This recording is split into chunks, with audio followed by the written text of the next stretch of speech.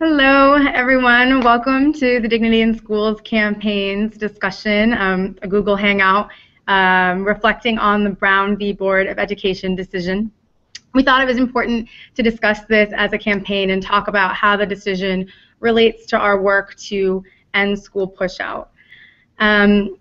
So as I said, we wanted to talk about how this relates to our work, and I thought maybe a good way to kick things off and give a little bit of a background was to read an excerpt from the opinion itself that I think relates to what we're going to talk about. So, it is doubtful that any child may reasonably be expected to succeed in life if he is denied the opportunity of an education.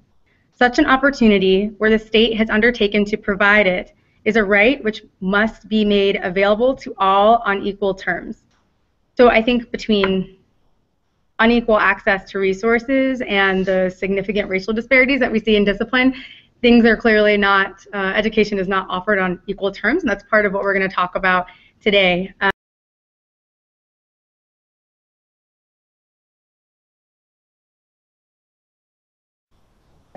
I guess I'll start since I actually was in public education at the time that Brown came down.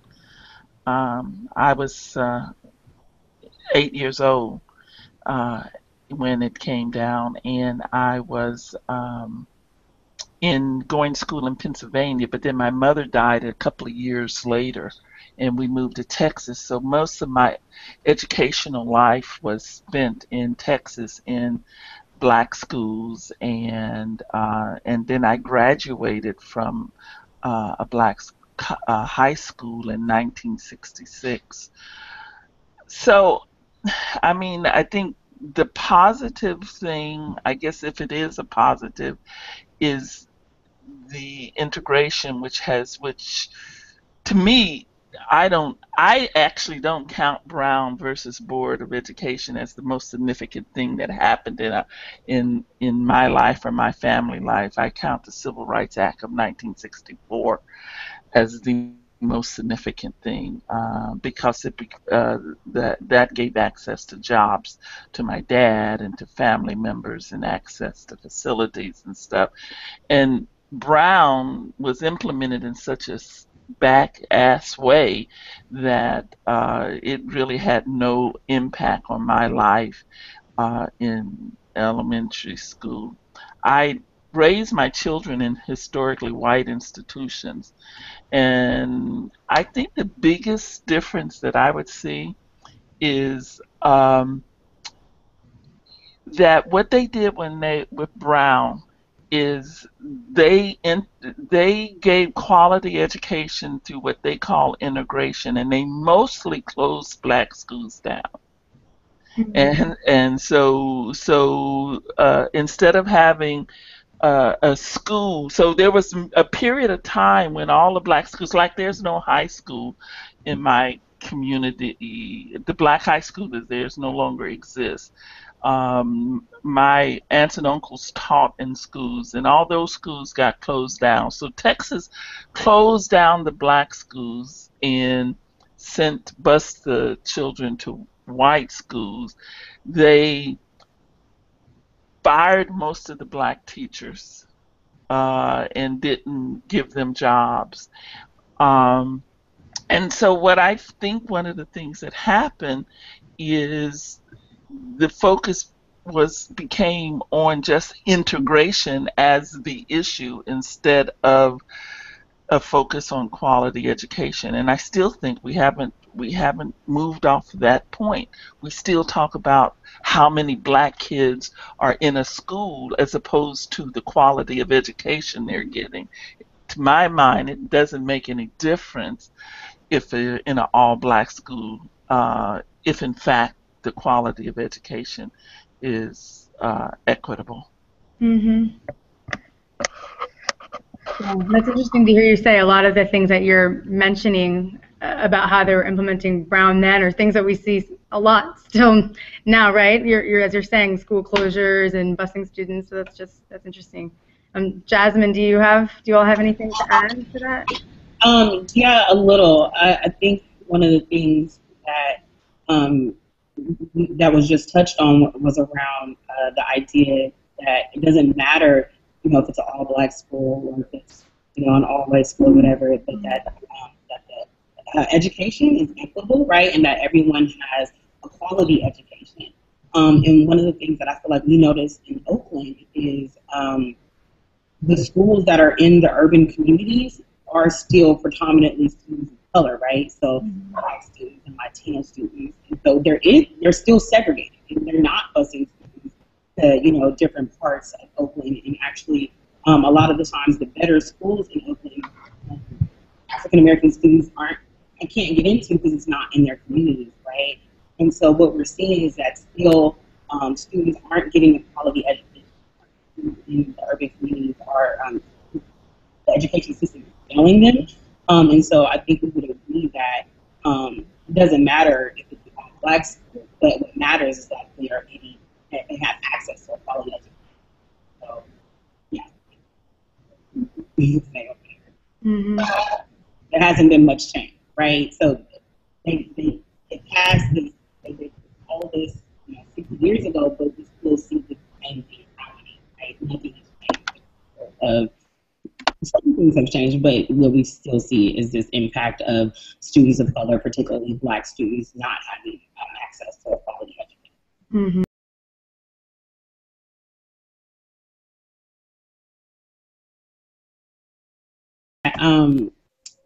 When schools were segregated, it seemed like students had the ability to see teachers that reflected them, and teachers that cared about them, right? And what we're seeing here in Oakland and in parts of California is that there aren't many African American teachers, and there's not very many vehicles or opportunities for African American teachers to come into the school system, and so students aren't getting the same connection, right, or being able to identify with someone that represents them, or even to have a cultural connection with someone. And so there's a disconnect between students and teachers, and that still causes this kind of inequitable outcome, right, where our students are not getting the kind of education that they need.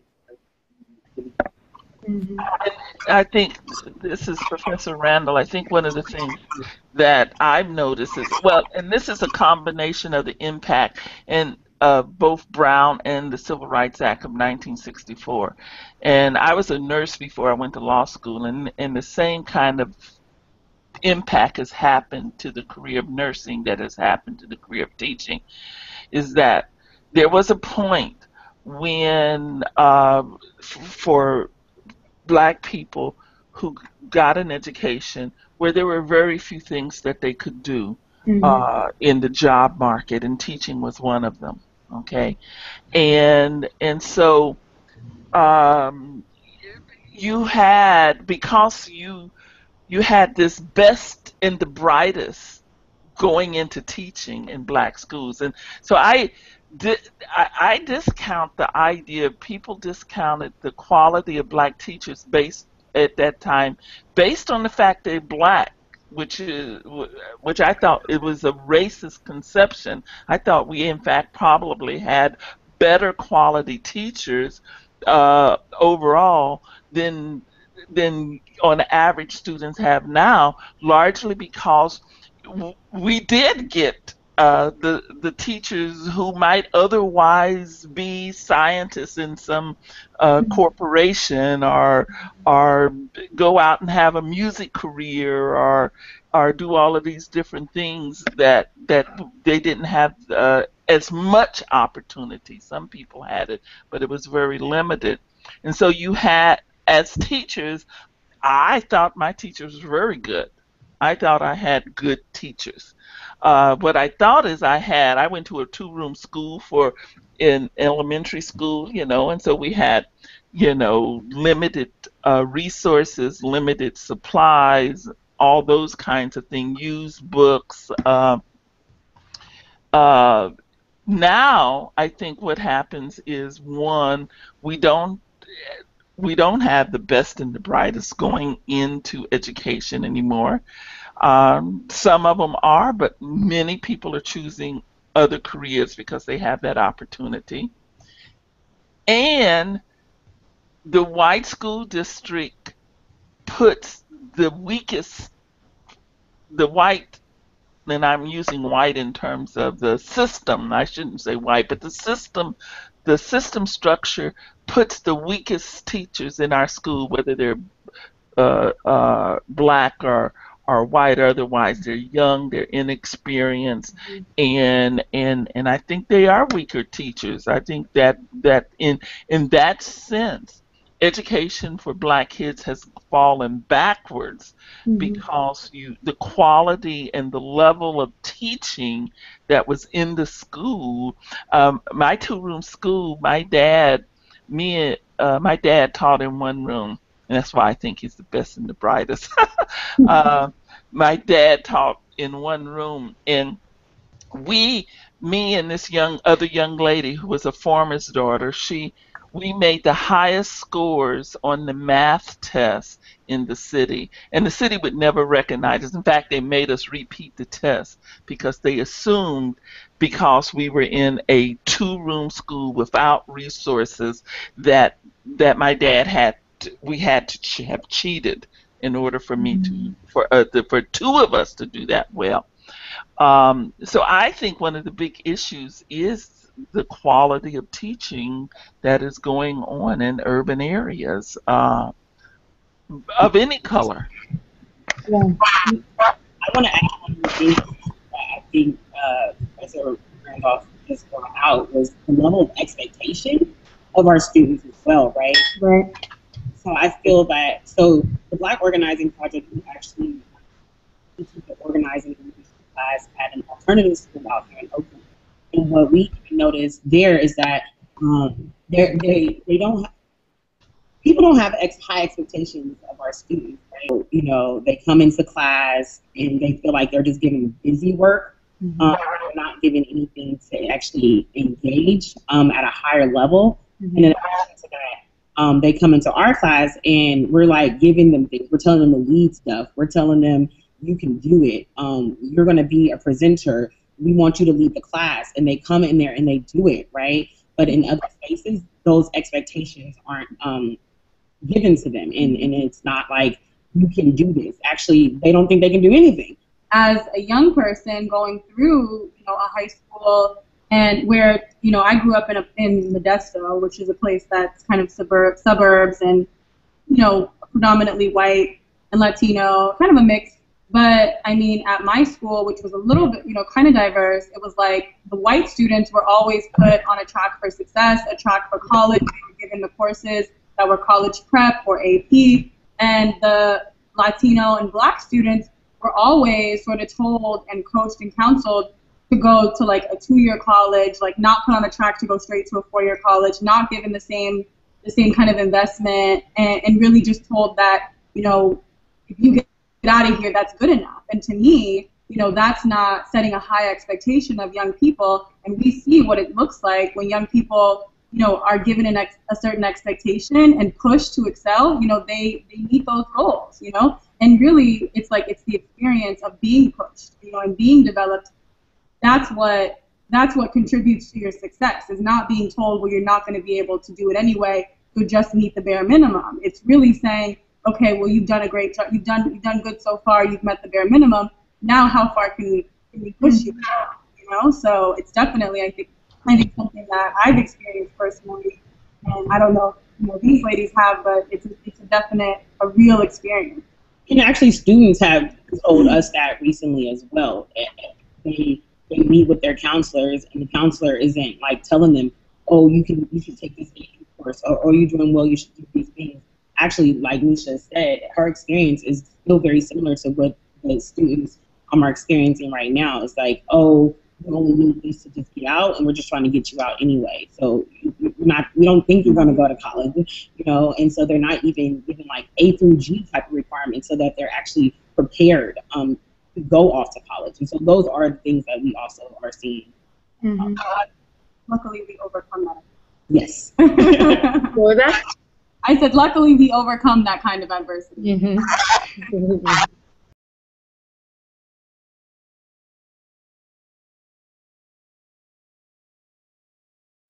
I think young people can feel encouragement. They respond well to encouragement. They respond well to, being pushed and being able to, and knowing that something is expected of them. And I think when those expectations are low, and when the connection between, you and your teacher who you see every day and who is an integral part of your life, when that's not strong or when that's not there, I think that it's easy to lose focus, and it's easy to be influenced by other people or other, images in the media or whatever that do catch your attention that might be negative, and that might, that will put you on another track. And I think that definitely teachers who don't connect with their students, or, don't know how to, aren't maybe as well coached in like classroom management and all those things, who just kind of say, I can't deal with you, you're gone. I think that is definitely a contributor to push out, like kicking kids out of school when they're dealing with so much. Like a lot of the youth that we deal with, and I'm sure Jasmine can speak to this, is like, we're impacted by so many things and dealing with so much real day-to-day survival type of stuff that it's like, if you tell me to just leave, I'm not gonna push back. I'm gonna be upset because I know it's gonna damage my chances for whatever success in school. But it's like, I'm not gonna fight you on that. I'm gonna, fine. You're gonna tell me to leave, then I'm out. I got bigger fish to fry anyway. You know what I mean? And it's like, that's not really what we should. That's not the role of teachers, in my opinion. The teacher is supposed to do whatever they can to engage the students and make sure that they're kind of continually on a process of like learning and expanding and growth. And that's, I think, that's what's important. And I think that, yeah, it definitely contributes to, kids just disengaging. I think additionally, to add on to that, is with low expectations, you are, when teachers have low expectations, you're less likely to care, right? You're less likely to care if this child succeeds. And so pushing them out, it doesn't matter to you, right? It's not your problem. You don't have to deal with that. And what I feel like we notice is, even when students are acting out or whatever, right, it's oftentimes because maybe they're not being engaged, or maybe they're farther along, right, and maybe we need to put them in an AP class, right? And I feel that with white students, that's recognized. If, Jimmy is acting up and acting crazy in class, Jimmy is probably really smart and the classroom is really boring, so maybe we should put Jimmy in a better class, or, a class where he's going to excel, because this work is not, catching Jimmy. Jimmy needs something else, right? Mm-hmm. However, Black students or Latino students or students of color, when they're acting out or they're disengaged, it's their bad, and they need to be punished. Let me get them out of my classroom because I'm tired of them, right? And what we've tried to do and create a culture in our spaces, if you're acting out, then there means there's something behind that. There's a reason for that. So let me actually engage with you. Let me pull you to the side and let me figure out what's going on. Because I have a high expectation of you, because I know you can do this, I'm not going to let you just go off on the wayside because I care about you. And because I want to see you succeed, I'm going to figure out and identify what the problem is, and we're going to move and we're going to work through this together. And when we have more teachers who have that mindset, I think we'll have a different outcome with our students, right? And so I think that's something that we find when you have low expectations and how it contributes to pushback. With many communities around the country witnessing the resegregation of schools, which we were talking about, we've kind of touched on this, but can we talk maybe a little more specifically about how this has impacted your local community, or if you feel like you've covered it, you can say that too. Dayton has never been desegregated, so we are not witnessing a resegregation. We were never desegregation, and Dayton is one of the most segregated cities, Dayton proper, and with 95% of the blacks living on one side of town, 95% of the whites living on the other side of the town, and most of the Hispanics living on the same side of the town as whites. So it's a very, and it's a small number of Hispanics, small percentage-wise. The big problem, I think, with Dayton is school funding. Mm-hmm. I really think that schools are not funded at an equitable level. That is, equitable to me is according to need. And the Ohio Supreme Court has found 4 times that under the Ohio Constitution that the funding, how Ohio funds schools, is unconstitutional under the Ohio Constitution. Yet none of the urban areas, and this is none of the urban area is using that to try to take it further. So we've never been desegregated Ohio. When I came here in 1990, nothing has changed, and nothing has changed since Brown in terms of the level of segregation. Just some mild changes, because Ohio was always it was a northern state, so they never really desegregated. I truly wish people would stop focusing on segregation. I truly think we need to take that out of our vocabulary, because that focuses on having kids together. We need to focus on equitable schools with the right funding and the quality teachers, and whether they're segregated or not, who cares?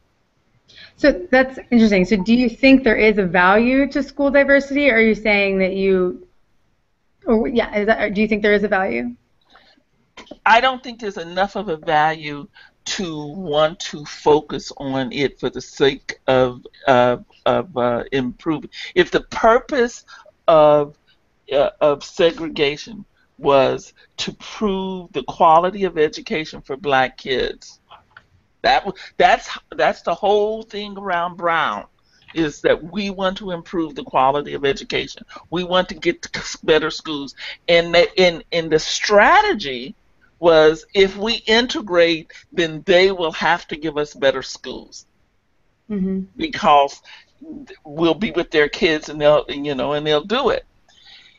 And I think the argument, so whether or not, I think there is a value in diversity, but not at the sake of quality education. And I think the problem becomes is when we focus on segregation, integration and segregation, that allows people off the hook for just maintaining quality schools. Yeah, that's a really interesting point, and I think that makes sense to the extent of what you're saying. People are focusing so much on diversity and the benefits of it, or whatever. How do we get to it?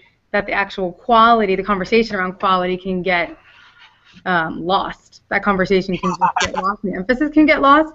I wonder, though, in light of the conversation and talking about board and Brown v. Board, and holding that separate but equal can't stand, and obviously that means in a way that the government's requiring it, but do you think there's a danger if we do focus on the equity without focusing on the diversity, that we might be pushing a separate but equal agenda forward if we don't push diversity at the same time?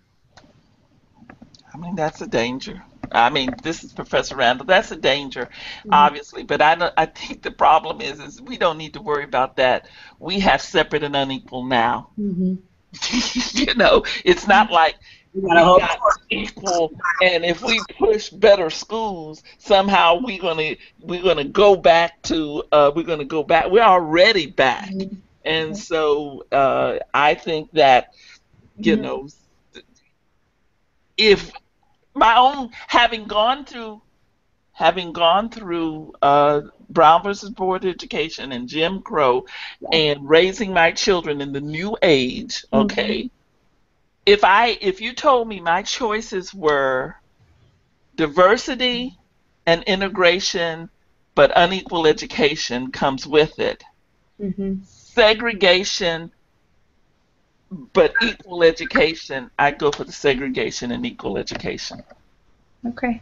I really appreciate the comments that are being made, and I feel like the comments that are being made are universal in terms of the description of where communities of African American descent and the communities of color and low wealth, we have ended back up in that state of segregation. I also support that notion that if we had a choice now, what would we ask for?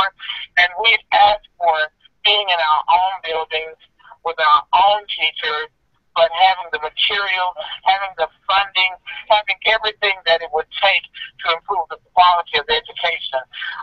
Now looking back at the time before segregation, I was in the class of 1972, so fourth segregation was 1970, and I agree. Right now, we don't have any of our African American high schools left standing. So there were some really things that happened in our community that really had a lot to do with the success and the esteem of a people.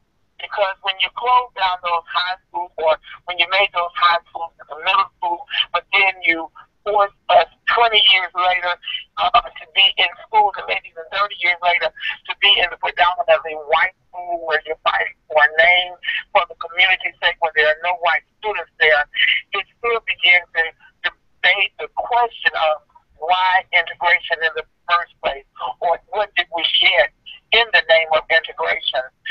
In our communities, we have now 4 to 5 active private schools that came up after I went to college and came back into the community thinking everything was okay, because we didn't have that nightmare story, that some communities have, where when the children went to school, they had to be guarded and had to be protected. I mean, we went into those schools and everybody was there and everybody was treating everybody really nice and kind. But according to my mom, she said that we had carnivals coming in, and those carnivals came in, and the money that was raised at those carnivals were the money that was ultimately used to build those private schools. And I'd say that to say that I agree that the teachers that we had then were the doctors and the lawyers, the mathematicians, the engineers, because they couldn't go anywhere else to get jobs. And now they are in other spaces, they're not in our communities, not in our education system anyway. So I think as a community, we have got to look at the fact that whatever this thing was that derailed this process that was to give us equity versus putting us in the classroom beside folks, whatever that was, we've got to get beyond that and realize that some of these things we've got to figure out ourselves when it comes to improving the quality of education. Because in most cases, it's really just us in the building anyway. The teachers are more diverse and leaning more towards the white teachers. And I don't know if the speaker mentioned about that, but even in that sense, we're realizing that the level and the quality of education is nothing nearly comparable to what we were getting before this thing around integration. So those are just a few points that I did want to add, and I look forward to other questions. Great, thanks. Jasmine or Misha, did you want to add anything to that before we move on?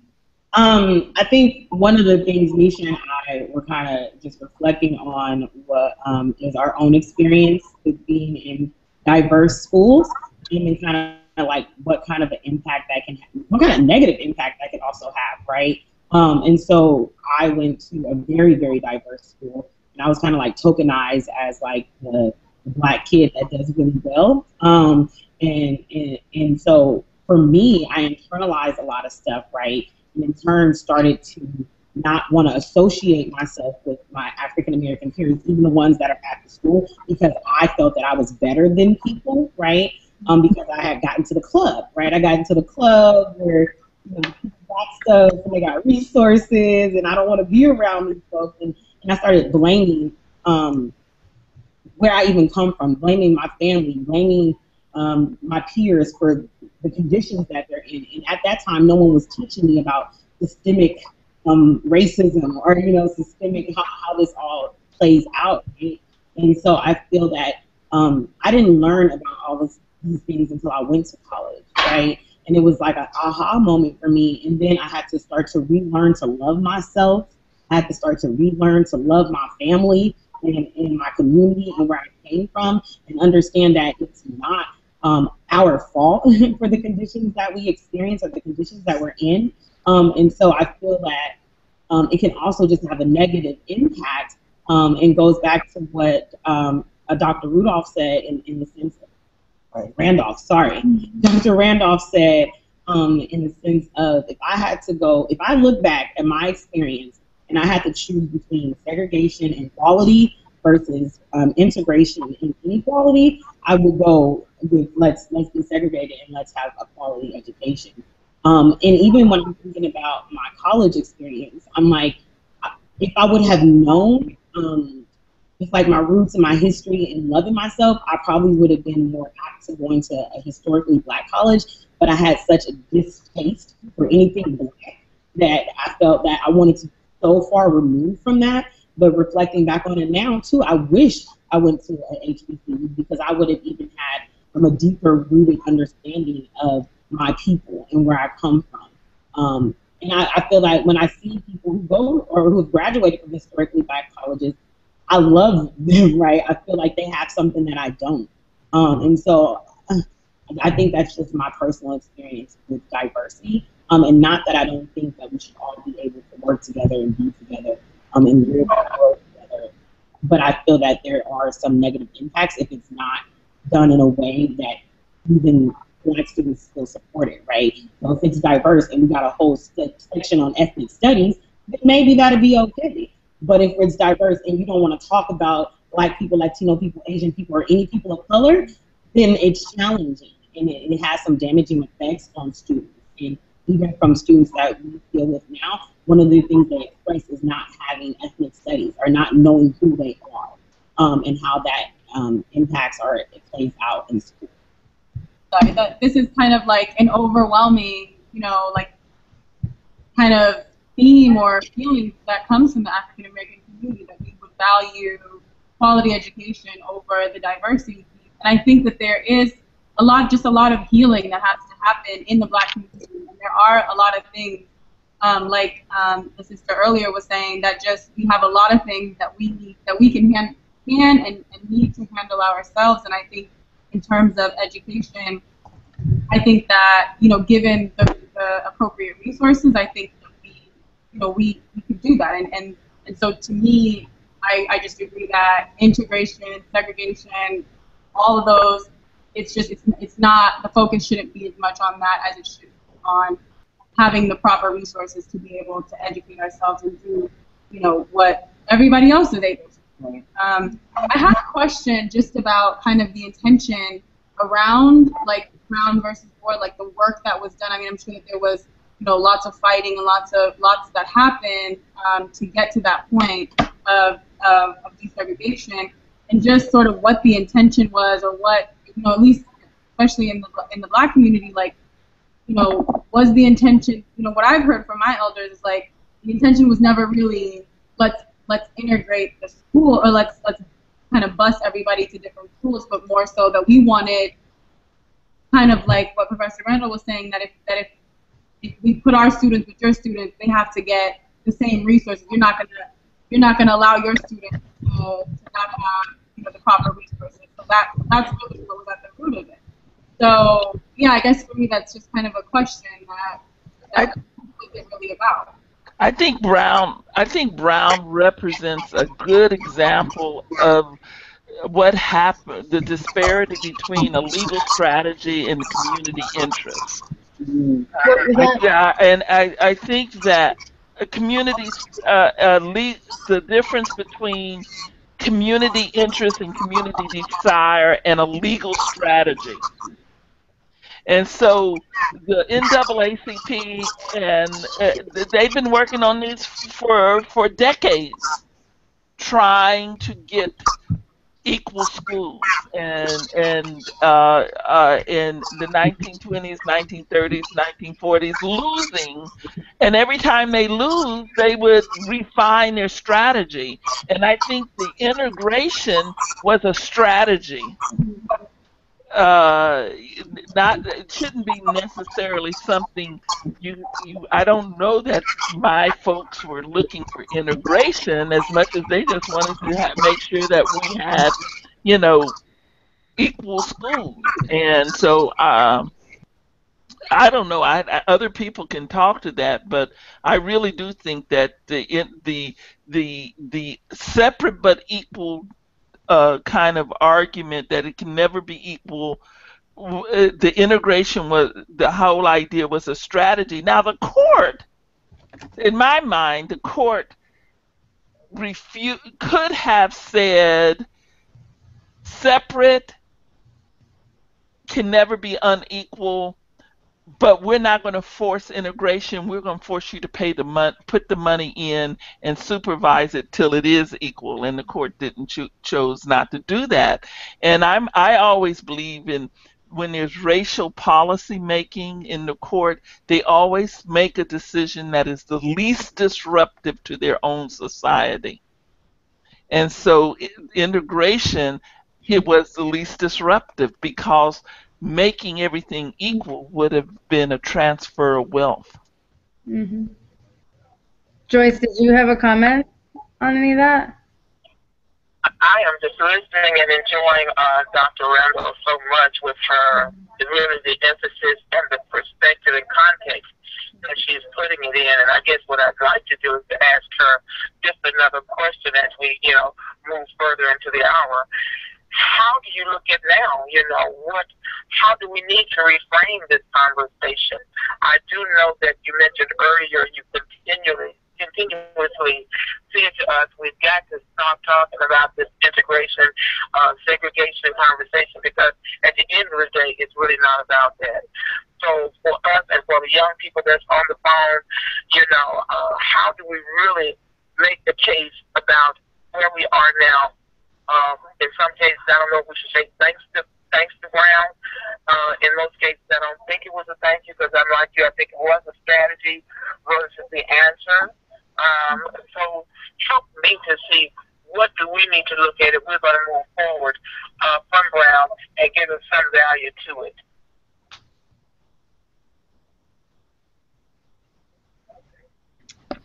So did anyone have thoughts on that, and what kind of strategy should be used moving forward, or where the emphasis should be placed? And that actually dovetails into the question as to what we can do as a campaign to support whatever ideas you all have. One of the things that Misha just said that we definitely, within our kind of like organizational outcomes, like what we want to see, is we want to create our own alternative models, right? And so we do want to create spaces where we are educating our students, and that we give them the resources, right? That we have the things that we need to educate our students. I think another thing that came up is, while we're in this integrated situation, and maybe it won't ever change, that we actually have classes like ethnic studies, right? So not only that I learn about myself, but these other people can learn too. And maybe you'll have more respect for me, right? Maybe you'll understand my struggle a little bit better, and maybe you'll be able to interact with me as a human, right? And so I think it has to be an and both strategy, right? So having our own spaces where we're educating ourselves, and that we have people who look like us that are teaching us. There's that love and that care and that trust, and also common ground, right? Like, my struggle, you may experience some of the same struggles, so you may be able to engage with me on a level. But also, since we still have this system, that we need to also have these other programs like ethnic studies, or other things where students have access, not only students of color, but white students also have access to learning this history. Because what is true is, I feel that because it's not learned, it didn't happen, right? Because it's not taught in the schools, students can go, or people, community can just go and never acknowledge a lot of the things that our people have experienced, right? Or even the good things, like when we create things, we're creators, those things aren't taught about, right? We're innovators. They don't know those things about us, right? And so when we make spaces to have those conversations and teach, right, I think there's a different level of respect and a different level of engagement and trust as a community, right? If we're even talking about building community as a whole, in order for me to respect you, I need to know you and see you as a human and understand these different things. So I think that's a little bit for me. Yeah. I think there's time for a new. I know that's never going to happen in my lifetime, but I think it's time for you all young people to start working on it. And by the time you get my age, maybe you'll have something. I think there's really is a need for a human rights act that really assures people human rights in this country. I think we need laws that respect the human rights treaties that we have signed. I think one of the big problems, I appreciate what Dignity in School and working with them in the whole suspension issue, but one of the things that we know is you can reduce suspension and not change disparity in discipline. That other forms of discipline will continue to have the disparity. Yeah, people are not out of school, and that is an amazing good thing. But if they're in school, so even if they're being sent to restorative justice more, it doesn't really matter what the label of the discipline is. It might be a better discipline. It's kind of like I'm not beating you, I'm talking to you. But if I'm only talking to you while I'm allowing this other kid to go off and do whatever they do, in fact, it's a disparity that shouldn't exist, no matter how good the discipline is. And I think that disparity comes from bias, implicit bias, and the law that one of the way to get rid of, I don't think you can educate people out of it. I think you have to legal them out of it, because if people knew that they were going to be responsible for unintentional discrimination and disparate impact discrimination, then they would start paying more attention to what they do and how they do, and change and put in places policies and procedures to protect. So it seems to me, going back to where do we go from here, I think everything that was said is absolutely right, and I would just add to that we do need to recognize that that there's a huge bias, and I think we have to. This may be a huge group of people who have biases are people of color who have biases against ourselves.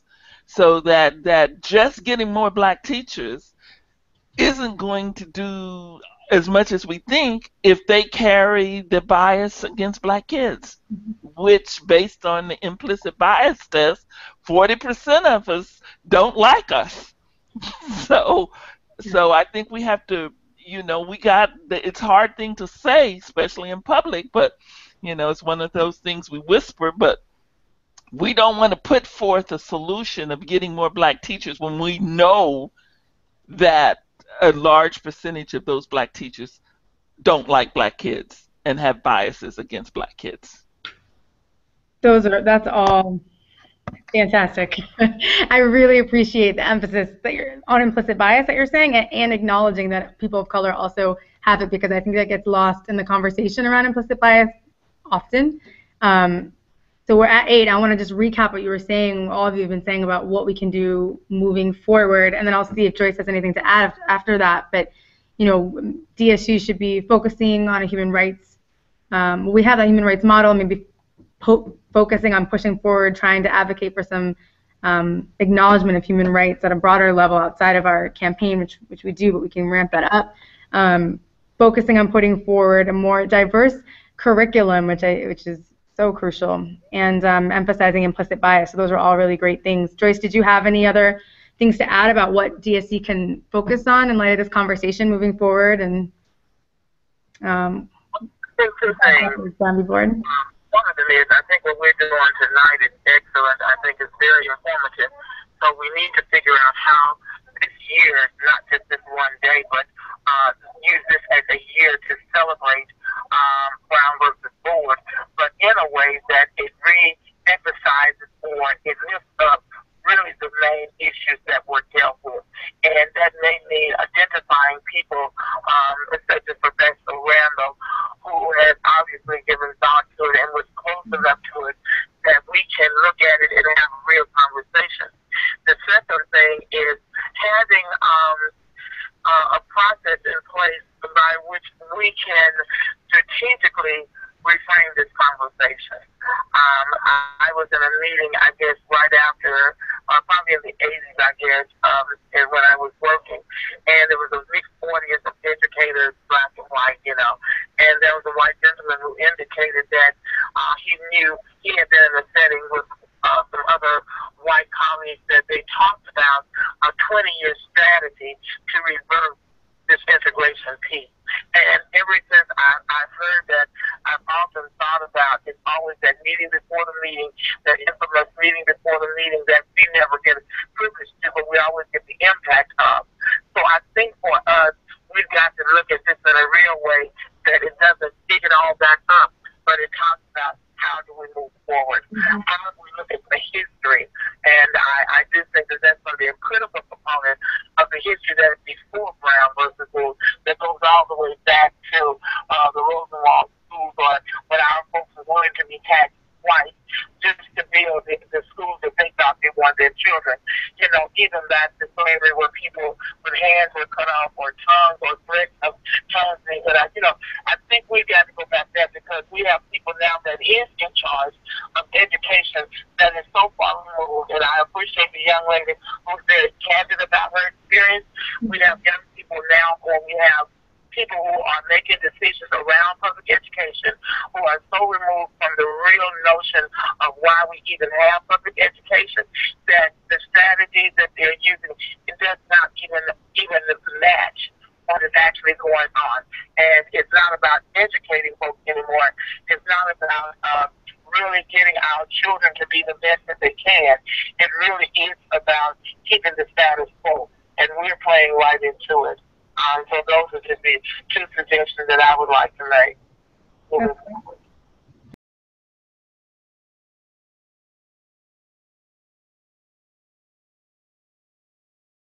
Thank you for organizing. It's been a great opportunity for me to sort of relive and put some thoughts out there. Thank you. Yeah. I want to thank everyone, too. I really appreciate the candor of everyone speaking, and it's just really beautiful to hear you speak so openly and candidly about all of your personal experiences, so I appreciate that. And also, I think it's really unfortunate that there's so much that we had to have such a conversation about whether or not we should have educational quality or integration in light of the fact that we're talking about Brown v. Board. It's just it's a disappointing outcome of that case, but it's a reality of the conversation, and I appreciate that we had it, so thank you.